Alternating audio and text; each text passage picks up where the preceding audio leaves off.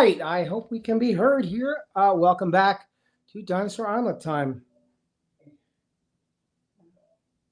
All right, cool. Yeah, I was just checking my mic. Hi, guys. Welcome in. I'm Christopher. I'm Angela. Hello. Welcome to the Dinosaur Omelet. Tonight, we're going to be talking about how chickens sleep, the science of avian rest. Thanks for coming in. If you guys are new here and you find this of value, which I hope it is because I put a lot of time and effort into research and giving out useful information. Anyway, if you do, hit the like.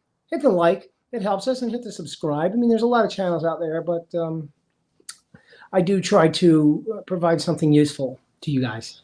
So that's the objective here. This is teaching time. Yay. Okay, cool stuff.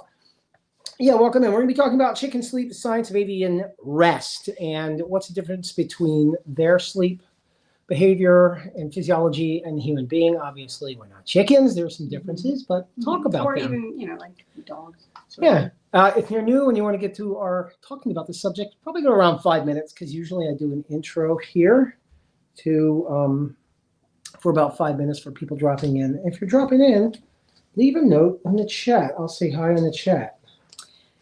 Yeah, so we like to focus on education and encouraging others to learn new skills, to better the quality of your life through learning those new skills. And we definitely encourage people to do like homesteading, self-sufficiency type things, get outside, get your hands dirty, do Healthy. things with the family, grow your food if you can, learn about it, learn about your health, pursue purpose, that sort of thing. All the good stuff. Yeah, if you guys who don't know us, we're a small hatchery in southern Lancaster County.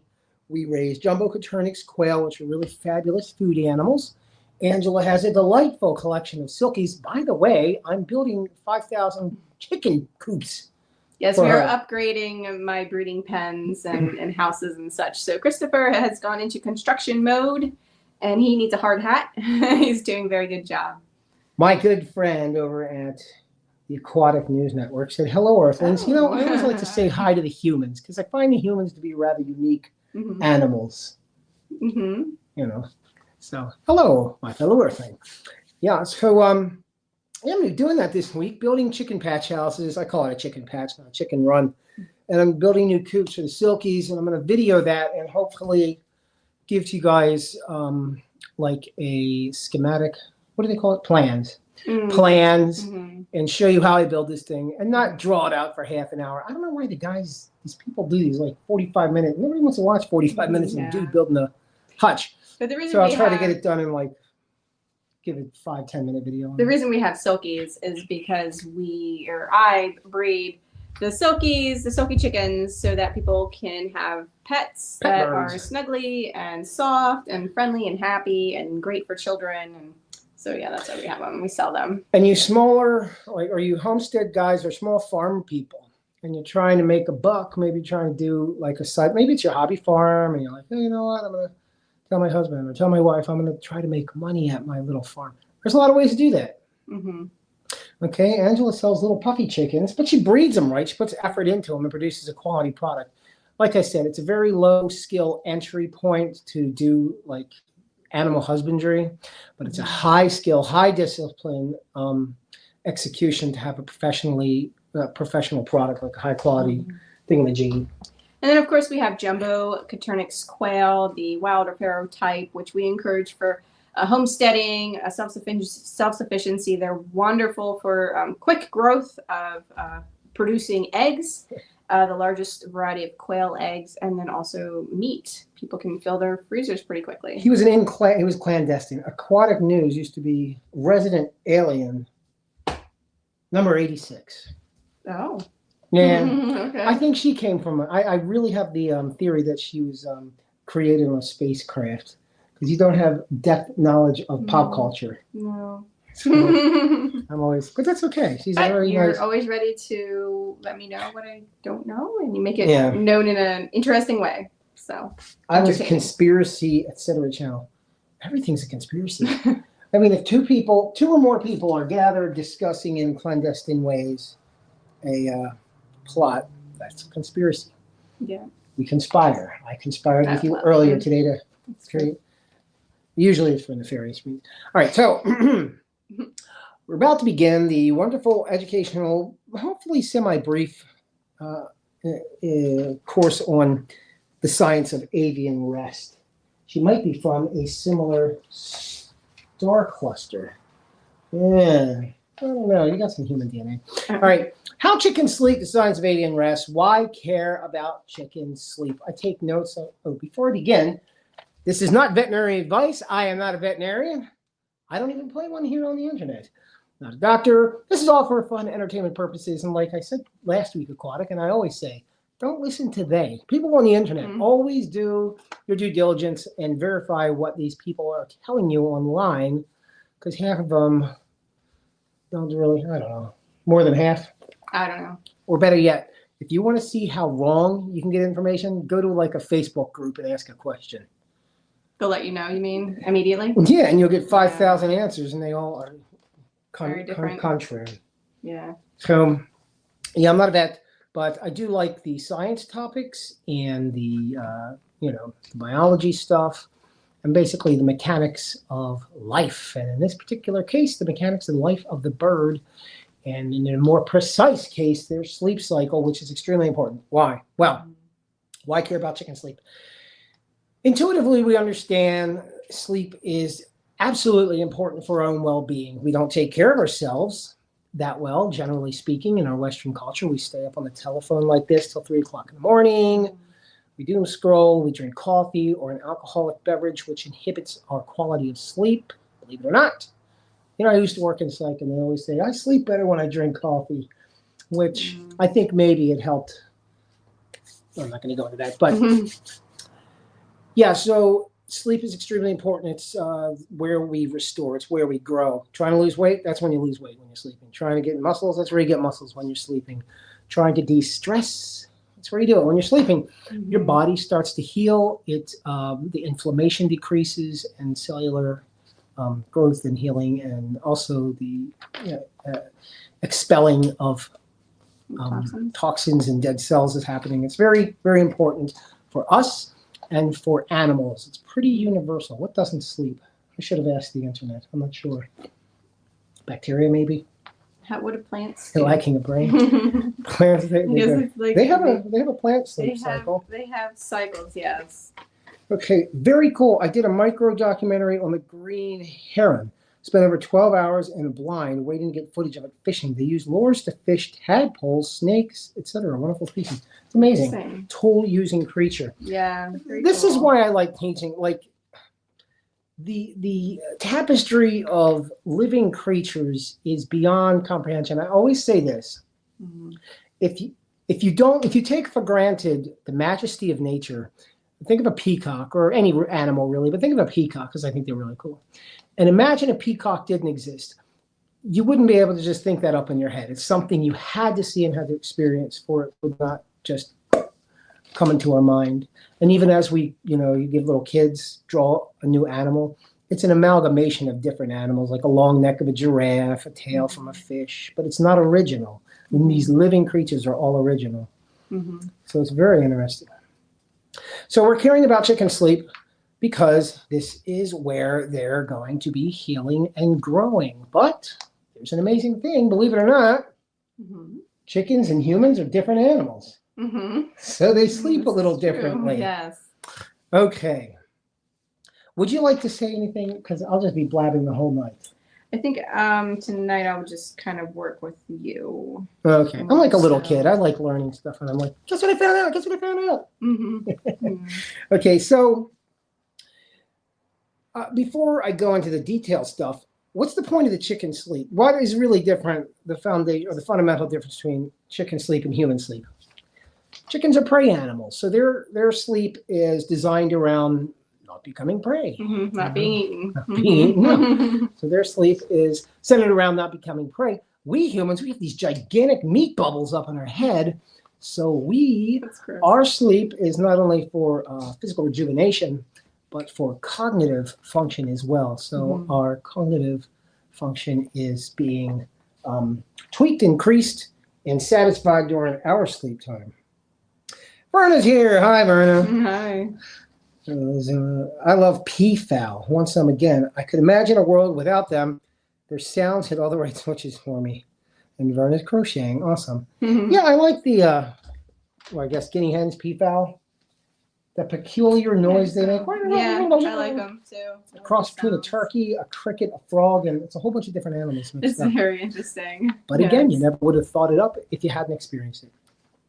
Yeah. So yeah, before we begin, generally you have to understand the chicken's physiology. They're prey animals, so their sleep is also going to be functioning for a prey animal to keep them alive, keep them from getting eaten. And there's some really cool stuff, if you didn't know, that I'm going to tell you about.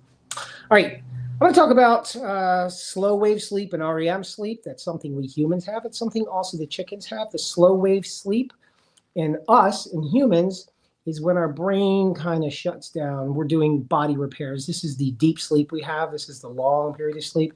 And this is where we have our bodily repairs, what do you call it? Inflammation decrease and getting rid of toxins. Now, chickens also have slow wave sleep, that deep sleep, but it's short. It's short cycle. They have polyphasic sleep. They go in bursts. Again, why is this? Because they're prey animals. Prey animals. And what's neat, they want to be able to become alert if needed. Yeah, well, I don't want to go too much into that. So chickens conserve energy and they rest their muscles and organs, and this is the phase where most of that recovery happens. Oh, I'm sorry. They don't do it in bursts, but they can wake up very quickly. All right. Did I get another? Keyboard went up. Then delta and then theta waves. Yep. So slow wave sleep, we just discussed. Brain slowing down for us as humans. That's where we're getting our deep sleep. And same for the chickens. But the chicken, again, being a prey animal, is quick to wake. So that's why, in your coop, you want to have it not where it's going to be disturbed, like stressors or interruptions to their sleep, or even artificial light getting in there can screw them up a bit. So they're quick to wake, because what happens when one gets startled? They start doing like an alarm. Yeah. Like they're vocalizing to tell their buddies. Yeah, but at night though, yeah, they do that more so in the day when they can see, because they can't see well if it's dark. Now, REM sleep. I know. I'm going to make the joke. It was a great band from the 90s. Do you know REM? I told you, man. I know Spaceship. a lot of the 90s ones, but I don't remember. So I recognize, like, when I hear the music, I didn't do a whole lot of, it's not the band. Rapid eye movement. Everybody's heard of that. Rapid eye movement. When you're sleeping, you go into your dreams. So we humans, we have rapid eye movement, and the chickens also have rapid eye movement sleep. Their phase of rapid eye movement sleep, however, is intermittent. It's quick.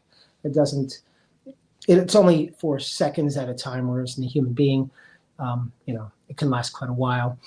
And this phase of sleep is where we have memory structure for us humans, emotional regulation, okay, and our capacity for learning is, I guess, this is the growth part for that, right? Yeah, and this is what I can talk, but then I forget simple words. This is what you're referring to with the short bursts of sleep for them. Yeah, so with the chickens, they have short bursts. So why is this important? Why is the REM important? Well, for us, obviously, we're very intellectual creatures. We think, we write, we remember people, we do all kinds of big brain. Chicken, little brain. However, they still are trying to stay alive. And fundamentally, I'm a systems guy, right? I like systems. And what does the system do? The system wants to function and it wants to stay alive as long as possible. So the chicken's the same thing. Chicken wants to stay alive. So its brain in REM sleep, it's not having deep dreams and repairing for writing novels. It is, however, repairing and or realigning itself. I'm sorry, it's not repairing, but fixing itself up so it can memorize and create memories where food is. Chickens have really good memories. Remember where food is, and what else are they doing with their REM? Oh, I forgot. I've been talking too damn much. Anyway, it's good for their memory, and location, and mental recovery. But they do have short bursts of REM. They're not going into that deep sleep where they're dreaming and they wake up and they tell their chicken friends, "Man, I had a dream. It was so real." They don't do that. We do that. But that's why you guys, on a side note, it's extremely important that you monitor your sleep. Like that whole fad you see on the internet with internet doctor gurus. Oh, your sleep's important. It actually is very, very important. I sleep normal now. Mm-hmm. Like I've noticed I used to not sleep. I used to work at nighttime, like overnight, which is really bad for you. Mm-hmm. But and then I had trouble sleeping, and then I got into normal sleep, and it's much, much more improved with mood, thought, energy, etc. So do tend to your sleep if you can. Okay, so we talked about rapid eye movement. So restoration of mental function, memory formation. Now, the thing that's cool about chickens is they have unhemispheric slow wave sleep, or basically like one half of the chicken brain sleeps while the other half of the chicken brain is up. So they got an eye open. Yes, this is true. The chicken can sleep with one eye open and be alert with that one eye, while the other half of the brain, I know, it's hard to imagine. Is it physically open? Is it? Oh, okay. Yeah. And if you go in at night and you peek and you look on the end of the roost where they're all jammed together, usually the chickens on the end will be the lookout guy. Yeah, they're more alert sleeping. They're not going to sit there with their eye open the whole time, but Mm-hmm. you'll see them with their Oh, eye peek open. open. Again, because they don't want to get eaten up. Mm-hmm. So being alert like that helps them. And then they can, of course, obviously wake up and alert everybody. Mm-hmm. So one hemisphere of their brain at a time, or unhemispheric sleep, or unihemispheric sleep, I'm sorry, is happening, which is really cool.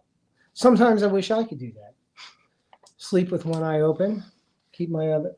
Why? Why? Well, I mean, I can understand if you like have a patrol job or security job, you know, or in the battlefield. Have a Yeah. security job. Mhm. What the hell are you doing? Half his brain's asleep. The other half is totally awake. He's good. Leave him alone, which is true for chicken, Mhm. but not us. But again, remember, the brain in the chicken, they're not us. They're not deep thinking, super cognitive animals. They're just getting food, Yeah. not getting eaten, mating, etc. So their brain has a function for surviving and reproducing. But in 300 million years, maybe they'll be making rocket ships. I don't know. Okay, cool. So we talked about unihemispheric sleep, which is really cool. So what do we know about this?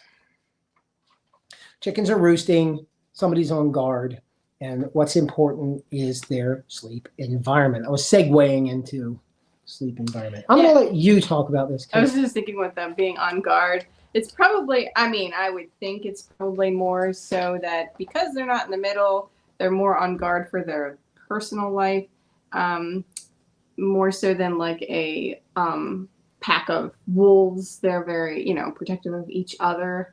But these guys are probably just, you know, every fluffy feather ball for themselves. Anyway, well, you got to scoot. Yeah. What do you call it? Aquatic, who's now under the secret name of Resident Alien 86.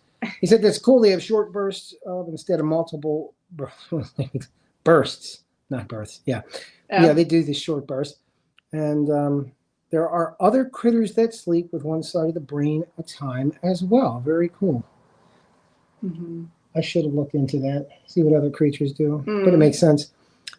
Verna said sleeping with one eye open causes humans another problem called dry eyes. Mm-hmm. This is true. I mean, I've seen people. There are people who do that. Their eyes stay open. I've seen people sleeping with their can't eyes see. open. I worked at a psychiatric facility, and at night I'd check on sleeping patients, and I'd come into a room with somebody like this. Like, oh my God, because they thought they died or something. Like, Good point. Yeah. Sleeping with your eyes open. Very contemporary. I like that. Contemporary. Oh my God. Okay, so they sleep. Where do the chickens sleep? Well, if you put a roost in there, which, you know, again, chickens like to roost or perch. You're going to mention the tendons. Am I going to mention that? Yes. Roosting. So their tendons. They have... Hold on. Let me finish my thought. Oh, I thought you were jumping ahead. I want the things to make sense intuitively. Sorry. So, like I said, I like to think of things in systems. So when I explain them, I like intuitively, why is the chicken sitting on the roost? Because that's what chickens do.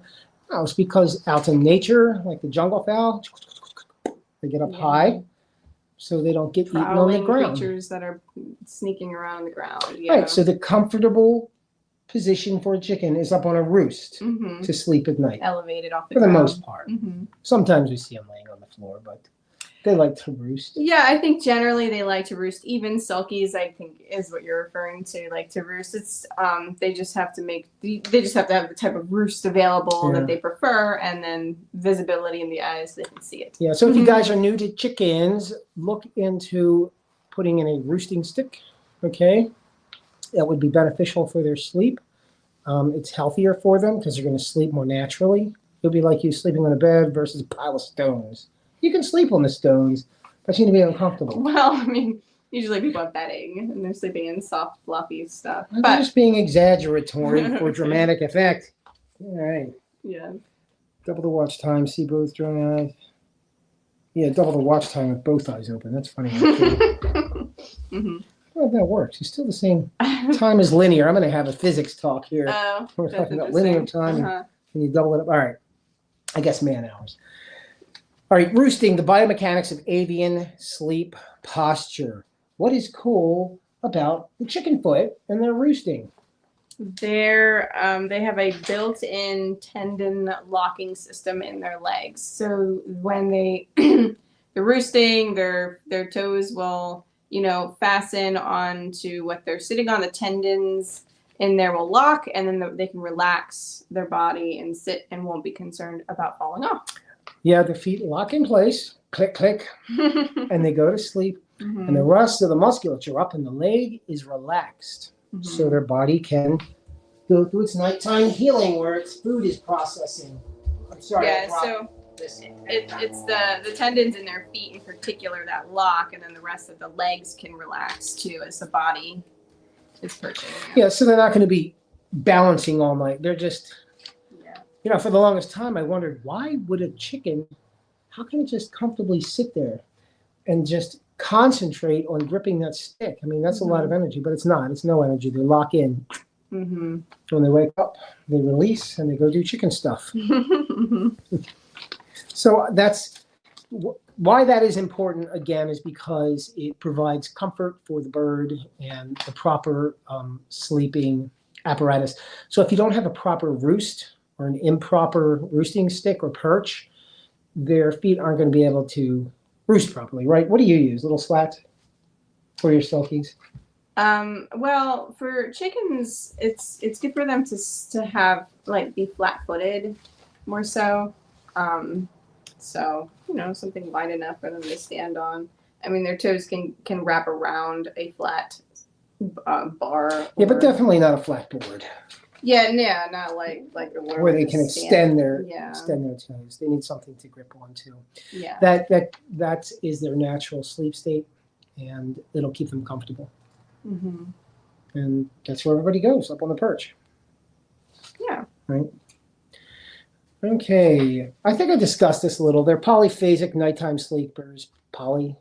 Multiple, phasic, phase, multiple phases. So they go through many short sleep cycles rather than long, deep sleep. They do have the deeper sleep, what do you call it? Slow wave sleep, but it's not at length of time like in a mammal. Again, because they're doing the bursts of sleep to determine the safety of where they're sleeping. Because everybody wants to eat them all the time. That's just how they've evolved. I mean, it sounds very unnatural. Like, how can that be good for them?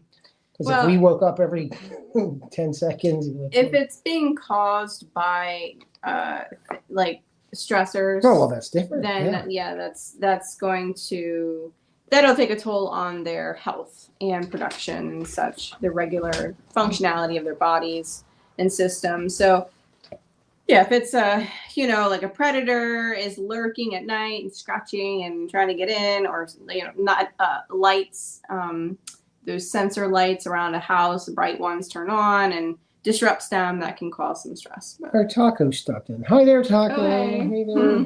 Down in Texas, from way over here in southern Lancaster, Pennsylvania. How are you? Hey, Taco, I started building a new set of chicken coops. Angela needs 5, 6? 5. 5. Yeah. 5. So I started building them. I'm using real wood this time. Last time I built them out of pallets, but they're still like super strong. It's wood. It's It's oak. hardwood, yeah. It was hard oak pallets or walnut. These things are like steel. They're heavy and sturdy. But they are 5 years old and they're like brand new. They're still in great shape. They're in good shape, yeah. So anybody out there wants to build something and you have the patience, pallet wood, if you get a decent pallet wood, it's free. Yeah, if you have the patience to pull them apart. You got a good way to do that. Wood. I had a tool to do that. But yeah, it's really, really strong. Anyway, Taco, I mentioned that I'm building chicken coop, and I'll probably do a short video on how to build or how I built them. I mean, there's a million different designs. And ours are being built for what, 6? 6 to 8. Silkies in particular, and they're miniature bantam chicken. Isn't that a giant house? Okay, so we were talking about sleep cycles, night behavior, the polyphasic sleep. This is important, the role of light and darkness in sleep. So, and we talked about this before, and everybody always talks about egg production and the bird, the hormonal change during seasonal change when there's a decrease in light outside. And they're going to stop laying, obviously. So a lot of people like to put in artificial light. If you do that, you absolutely want to be sure that your artificial light is on a timer and it's not staying on all night, because that'll disrupt their sleep. And just like it's, bad for you don't us. want to be in a well-lit room 24 hours a day, even while you're trying to sleep. So yeah, make sure. And there's research on that, sleeping in rooms with lights on. It's not good for us. Yeah, so it's the chickens, the quail, the poultry that you're wanting eggs from. They need like 16, maybe up to 18 hours of light total a day. So in the winter seasons, you might, or if you have a really heavy shaded area, you may have your light timer kick on into the evening or early morning. But yeah, ensure that they have some total darkness to sleep in for quality sleep. Yes, and if it's excessive light, it's going to disrupt their melatonin production, which helps them get their restful chicken sleep. And that's not good. Okay, great. So and that's a very complicated thing to understand, but it's worth mentioning. Tend to make sure you're practicing some light discipline with your chickens. Yeah, don't be lazy about it. Somebody will, I'll just leave it. Yeah, just leave it I'll just leave it plugged in all the time, because these LEDs don't drain any energy. They're very energy efficient. So why unplug them? I'll just keep the light on. They'll go to sleep thinking they're like. And you may be getting egg production. You may not notice you might notice a difference in egg production, or you might not. But ultimately, it's a stressor. Their bodies are becoming stressed because of that lack of quality of sleep. Yeah, and FYI, this channel, I don't want to say this channel, but the customers we deal with, they treat their chickens like high-end pets, and they are high-end pets, but they treat them very well. And they're very attended to like their physiology, their needs, and they interact with them. So it's not like, hey, I'm raising some chickens for eggs. They get eaten by a fox. That'll make me mad, but I don't care. They're pets. But even take good care of them. Your animals that are maybe you don't consider so much as pets, but you're trying to ensure quality of life, like I had a pet slug once. Yeah, I had a pet slug once. Animals that you're going to be raising for meat or whatever. But quality of life. All right. Now, this is the easy stuff, and I'll let you talk about this because I've been blabbering. Environmental factors that impact sleep quality. This is stuff we talk about all the time. So we had mentioned earlier about the height of the roost. We were talking in particular about the silkies. I just got yelled at today about roost heights. Well, you didn't really yell at me. I was just giving information. She was my foreman while building a chicken house. So I was determining the height of the roost. Remember? Yeah. So smaller breeds. I would say silkies. They're more docile, lower energy, and their visibility is more inhibited by their flock. Puppies. So, not having the roost terribly high, but definitely off the ground, because they like that elevation. If they have the choice, they can sleep in a big fluffy pile, but, about 8 inches is good. And if it's a high roost, you might have some of those personalities that are, more dominant, they might still jump up there. But for those silkies, they need a lower perch. Now, a lot of the other breeds, the standard layer breeds or larger breeds, or even mini breeds that are hyper or more energetic, they're okay with it being a little higher than that. Yeah. As long as they can reach it and get to it with no problem, then that would be good. And you do want to make sure that there's proper ventilation in the coop. They're in this box sleeping. This will affect their sleep, their ventilation. Yeah. Oh, can you pause for a second? Mm-hmm. Hi, Andy Rabbit. A couple of people popped in here. Hi, Andy. How are you? Hello. Andy came in. And Katrina. Hi, hon. Thanks for stopping in here.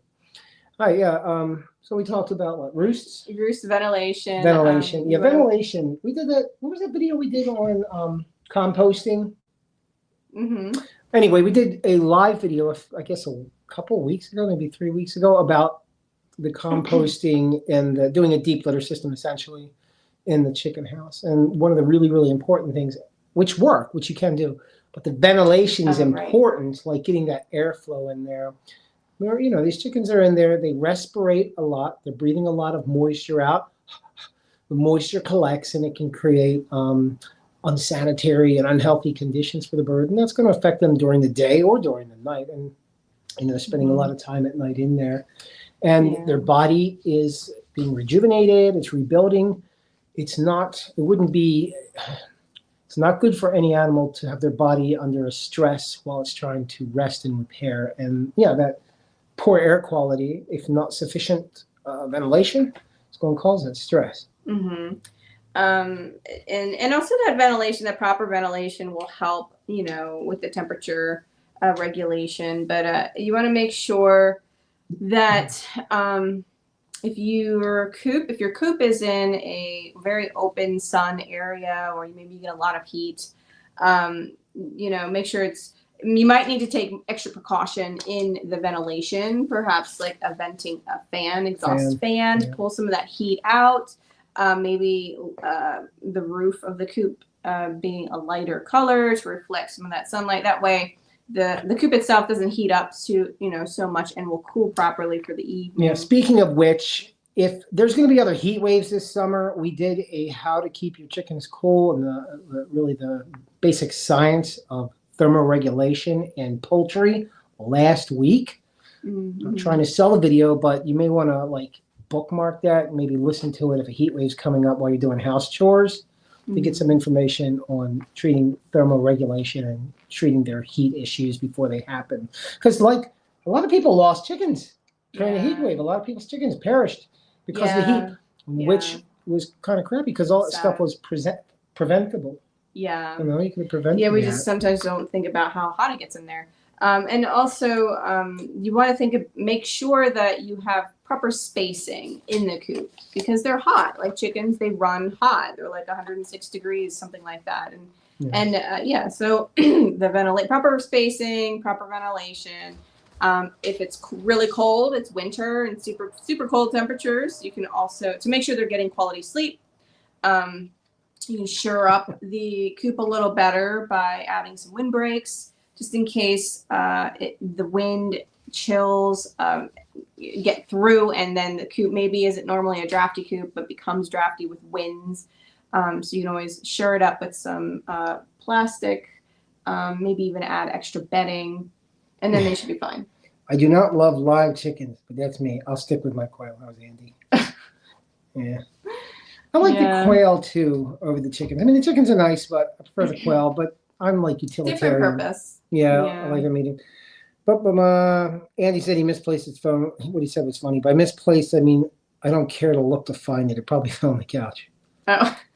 Katrina, my quail survived, but not my daughter's rabbit. Oh, she's devastated. Yeah, rabbits can be hard with the heat. Yeah, so what does the rabbit do? The rabbit is a burrowing animal. It should have been under the ground in the cool dirt. So they can be challenging, especially with hotter temperatures. Reprimanding her because that really sucks. But yeah, all these deaths, I'm going to say all of them are pretty much preventable that happen during the heat. So that's why we do this stuff. Like little education, little thought here and there can prevent a negative outcome, especially with young kids who are taking care of an animal and they become attached to it. and then they find it croaked out from heat. It's pretty devastating, and it creates these flashbulb memories they stick with for the rest of the, Mm-hmm. You find a dead animal as a kid, and you're like, I still remember my dead goat when I was 5. It ate a plastic bag. That's a big animal. No, I know. Yeah. It was Kermit. His name was Kermit. Yeah, I know it's sad. It was. We lived in the middle of nowhere. I didn't have human friends, but I had my goat. And you know what we used to do? Mm-hmm. We used to get on my hind. We go. We would bang heads. The Mm-hmm. goat would bang me in the head, and I would bang in the head, and it would knock me down because they hit you hard. Well, they're designed to do it. It didn't have the horns. It was like a floppy-eared mhm, goat. But he mhm. still liked to bang me in the head. That's funny. I may have got brain damage. I don't think so. You But we used to was do the that, skull cap? seriously. Isn't that, Yeah, we where's used to the front actually of your do that. head? Verna said rabbits do better in the heat if you have water bottles to help them, frozen water bottles to help them Frozen. stay cool. Yeah. Okay. And, Yeah, but you just, again, like that's another thing you think about. Like, what is the rabbit designed to do? They live, under the earth, right? Mm-hmm. It's cool, or under the brush, Yeah. and they have some place to go. Anyway, moving on. I don't think all rabbits live under the earth, do they?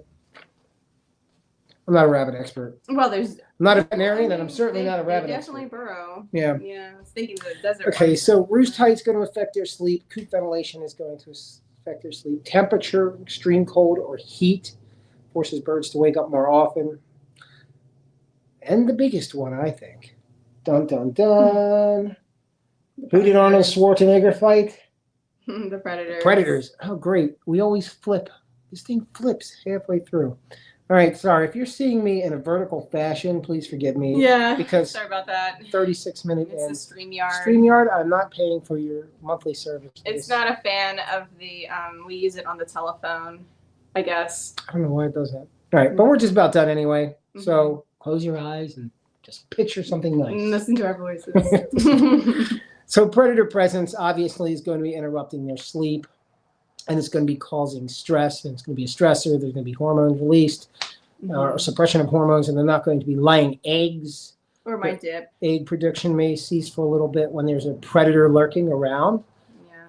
Yeah. I mean, that's pretty scary. Like, how many of you have gone camping and you're like super, like it, you're excited, and you're, it's dark out there, and then suddenly realize in the darkness how thin that tent material is, and then you hear things scurrying around outside the tent. And I mean, people have had encounters with predator animals, and that's pretty kind of scary. The guy at the tent store stole me. My tent keeps bears out. It was expensive. Yeah, it is scary. And then we're people, and the poor chickens. these chickens just so stressful. And they can't go anywhere. They're in a house. Mm-hmm. They can't fight, and they certainly can't flight because they're stuck in their coop. So they got to deal with the stressor. So predator presence is going to cause a stressor, but worse than that is predators getting in the coop. So make sure the coops are secured. Ventilation should not be big. There shouldn't be holes where little rats can get in, because they will get in, and people find that out. But it's part of animal husbandry. Owning critters, you learn the hard way. It's just a very learning through experience endeavor. It's one of those things. You can read lots of books or watch lots of videos, but you're not really going to get a good grip on what you're doing until you experience it. And then it makes sense. And it's a proactive thing. You're continually checking integrity of your structures and making sure things aren't rusting and weakening. So it's a proactive thing to keep predators away. Yeah. Okay. I think I'm just about finitoed with that. Yeah. That was kind of short, but I think it was very interesting information. I think it was good information. I really like doing, I call these more academic because they're structured and they're about one subject. Some people like to just talk generally, and we do that once in a while. We'll just talk general stuff about animals and quail. But I like doing a structured thing because you learn. Yeah. And I encourage people to learn. I should start really printing these as little information packets to put in there. Verna, you're right. I turned my phone on side. It does help. They straightened up. Oh, Verna left. See you, hon. See ya. I have my celadons on the screen and the porch, and they're doing good. Great. Awesome. They're getting the wind or the air. and they're not getting eaten. Yeah. Okay, sideways people. Sorry for this video flipping. I really don't know why it does this. I guess it's just a toy with me. Yeah, I don't know. All right, you guys, thanks for stopping in. I hope this was of use or value. If you're new here, give us the big fave and hit the thummy. Yeah, subscribe, and we are here pretty regularly, weekly. Yeah, so Thursday evenings. this niche, which is like the homesteading niche, these are people, I like this mindset of people because there's, you guys you endeavor to do things that you don't have to do. Nobody's forcing you to do any of this, and you enjoy it, and it's a hands-on thing. So it's a good group of people, and that's why I like to have a community. So out of every, I'd say like 100 people who subscribe to a channel, you might have 1% of that who are like, you develop a relationship with, I could say. Like you interact enough. And that's it seems like a small community, but the information, the exchange of ideas is sufficient enough to where it's like established. Like, oh yeah, hey man. So I say, like, I'm a small channel. I'll tell you, give me a call. I think Andy, did you write to me? But is he the one who wanted the kids book and never got my messenger to respond? I wrote back to him a million times, testing a stupid messenger. It still won't go through. Yeah, there's a couple more comments. Oh, yeah. Aquatic said something right. I have a set of eggs coming next week. Already done today. Oh, cool, that's man. Great. Hatching some new. We're hatching tonight. They just went in the incubator. So Angela took out a batch of fluffies. Oh, yes. I took a batch of silkies out today. Baby puppy silkies. And then you put in jumbo quail. Jumbo quail today. So yeah. somebody came out, somebody went in. And yeah, it was me. I will get with you. Yeah, right to my email. Like, I don't know why that. And you're the only one. I swear, the only person that messenger didn't work. I think you could do it on my phone. Because I've had issues with that, and then I've had to use your phone. And but I'm happy to send you. I got all kinds of cool printed garbage I can send to you. I say garbage. Yes, I have. It's quality stuff. Yeah, I know. I self-deprecate. But, anyway. Yeah, man. My puppy came down with, parvo. I forgot. That's not good. That's dangerous. Yeah. I hope that goes well. Yeah. Hope you have a good vet. Yes. Stay sure. What else was I going to say? I think that was it. Mm-hmm. Woo! It's getting hot in this room. Mm-hmm. Isn't it? Yeah. Yeah. So we're sweating. We don't use the air conditioner. The temperature's dropping outside. So we use our fans.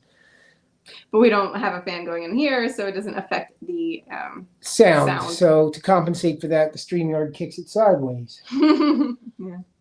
Anyway, happy 4th of July, you guys watching. And is there anything else in there? Yeah, aquatic news. Is that who Tommy is? His puppy also had parvo. Okay, cool. Yes, so have a wonderful rest of your evening. And if you guys have any comments or questions. Oh, aquatic news is Tommy. Tommy, very pleased to meet you on Christopher. This is my delightful wife, Angela. We're a married couple, and very nice to see you. And I'm going to tell him something. I wanted to tell you last week my favorite fish. He does the aquatic news. My favorite fish of all time is the clown triggerfish. I think it's the most beautiful fish that ever fished. You've seen it, the young one with the black and white spots. It's like that's another animal you couldn't think of. And there's lots of pretty fish. I like the sunfish. But the clown triggerfish is sunfish. The sunfishes, they're so goofy, gigantic, live a long time, and Steve dropped in. Hey, Steve, happy 4th. Oh, hey. Yeah. They seem like they're helpless, but they live a long time. Anyway. Yeah, I saw a video of a sunfish. It was trying to catch this small, it was not an octopus. It was one of those ones, the squid or the pufferfish. What is it? The one, not an octopus. Squid. But I think so. He's trying to catch it. They're not the most intelligent fish. The sunfish. And his face missed it. Clown triggers are awesome. I have a friend in Germany. He's a goof who keeps and breeds clown triggers. Oh, wow. That's so cool. Yeah, I always loved them. I had saltwater tank as a kid. I kept really good care of it. I never got a clown triggerfish. They're expensive, and I didn't want to accident. And you couldn't. You couldn't really find the ones I like, which are huge and grown. They only had the little juveniles just getting big. Anyway, Big ones would be more happy 4th of July. Clown triggers and seahorses are his specialty. Seahorses are really cool. I like those. Yeah, but they're a job to keep. Yeah. All right, happy 4th of July, everybody. Please don't blow your fingers off. Yes. Please use wisdom. I have a friend who works, I have a couple of friends, nurses, and they're always telling me 4th of July is Ziploc bags and ice day. Take note of where people are standing before, launching things. So, yeah.